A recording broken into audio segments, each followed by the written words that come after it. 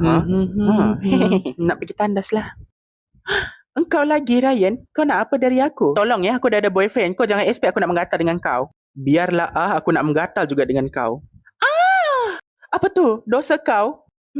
Di antara ketiga-tiga butang ni memang tak membantu kita langsung. Itulah kau, Ryan. Gara-gara kau menggatal dengan aku, kita sudah ditimpa satu bencana ini.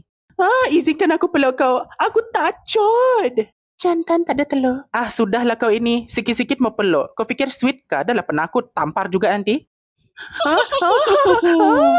Kau duduk situ. Kenapa ya dunia ini banyak masalah tetapi tetap aku juga yang salah? Kenapa aku harus dipersalahkan? Jangan kacip, Ryan. Aku layak disayangi, dipersayangi dan menyayangi antara satu sama lain. Lama benar Zubaidah ni membuang hajat. Selalu seminit je. Sekejap guys. Dengar. Abi celok, Abi. Zubaidah, bapak gedik. Itu Ryan. Baby. Tunggu sayang. Oh sayangku, pretty little baby.